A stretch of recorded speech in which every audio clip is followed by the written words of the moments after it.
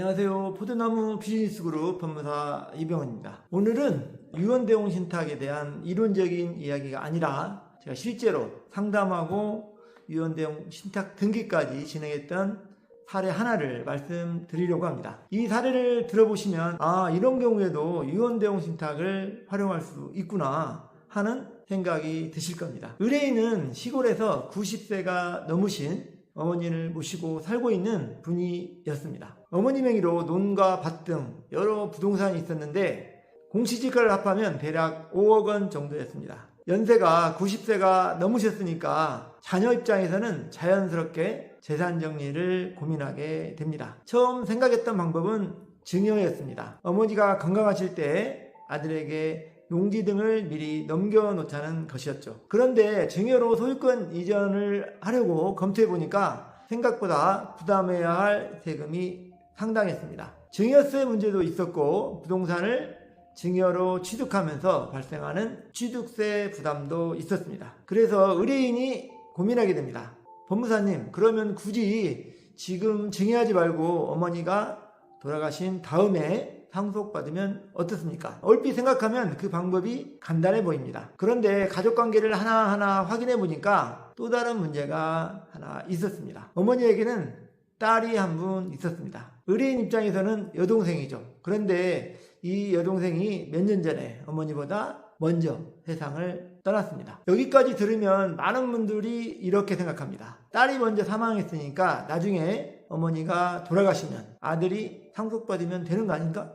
그런데 상속은 그렇게 간단하지 않습니다. 우리 민법에는 대습상속이라는 제도가 있습니다. 부모보다 자녀가 먼저 사망한 경우에는 일정한 요건 아래 그 자녀의 직계 비속과 배우자가 대신 상속인이 될 수 있습니다. 그러니까 이 사건에서는 이미 사망한 딸의 가족 관계에 따라 사위 역시 대습 상속인이 될 가능성이 있었던 것입니다. 바로 여기서 문제가 생겼습니다. 어머니와 아들의 생각은 분명했습니다. 어머니 재산을 그 사위에게 상속시키고 싶지 않았던 것이었습니다. 특히 가족들은 먼저 사망한 딸이 생전에 남편과의 관계에서 상당히 힘들어했고 그 과정에서 건강도 악화되었다고 생각하고 있었습니다. 물론 이것은 가족들의 생각이고 제가 그 사실관계 자체를 판단할 문제는 아닙니다. 중요한 것은 재산을 가지고 계신 어머니의 의사가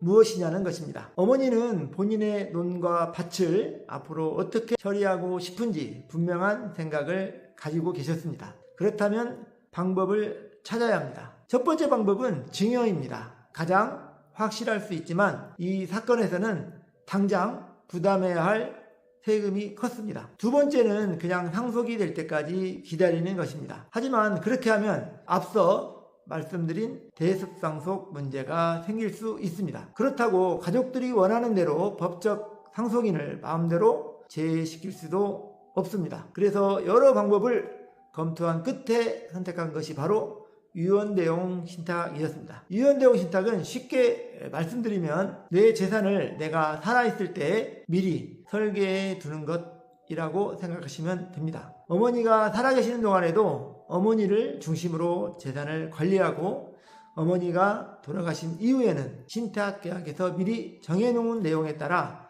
재산이 귀속되도록 구조를 만드는 것입니다. 이 사건에서는 어머니의 의사를 충분히 확인하고 신탁계약을 체결한 다음 논과 밭에 대하여 실제로 신탁 등기까지 마쳤습니다. 여기서 의뢰인이 상당히 놀랐던 부분이 하나 있습니다. 처음에는 아들에게 증여하려고 했기 때문에 증여세와 증여에 따른 취득세 부담을 걱정하고 있었습니다. 그런데 이번에는 아들에게 재산을 증여한 것이 아니라 신탁 관계에 따른 신탁 등기를 한 것이기 때문에 당시 신탁 등기를 마치는 단계에서는 아들이 증여받을 때 예상했던 증여세와 증여 취득세를 부담하지 않고 등기를 마칠 수 있었습니다. 이 차이가 상당히 컸습니다. 그렇다고 제가 여기에서 유언대용 신탁을 하면 세금을 안 냅니다. 이렇게 말씀드리는 것은 아닙니다. 그것은 잘못된 설명입니다. 어머니가 돌아가시면 그때는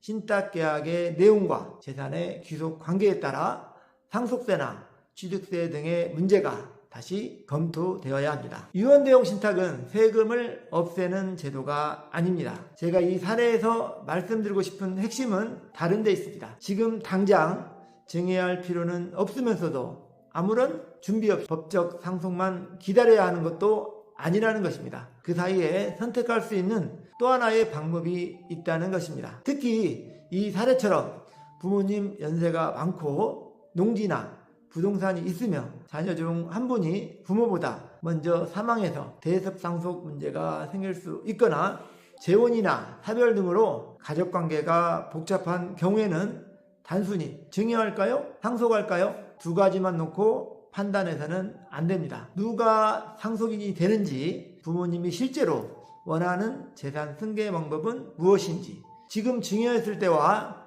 나중에 상속했을 때 어떤 차이가 있는지, 그리고 유언이나 신탁을 활용할 필요가 없는지 이것을 함께 살펴봐야 합니다. 제가 유언대용 신탁 상담을 하면서 자주 말씀드리는 것이 있습니다. 유언대용 신탁이 모든 상속 문제를 해결해주는 만능 열쇠는 아닙니다. 유류분 문제도 살펴봐야 하고 세금 문제도 검토해야 하고 무엇보다 신탁을 설정하는 분의 진정한 의사가 무엇인지가 중요합니다. 특히 90세가 넘으면 고령자의 경우에는 본인의 의사와 판단 능력을 더욱 세심하게 확인하면서 진행해야 합니다. 하지만 오늘 소개해드린 사례처럼 증여에는 부담이 있고 그냥 상속을 기다리기에는 가족관계에 문제가 있다면 유언대용 신탁이 하나의 현실적인 선택지가 될 수 있습니다. 상속은 사람이 돌아가신 다음에 시작되지만 상속에 대한 준비는 살아계실 때 해야 합니다. 부모님의 재산을 어떻게 물려줄 것인가 보다 더 중요한 것은 부모님의 뜻을 어떻게 정확하게 남기고 실행할 것인가 입니다. 오늘 사례가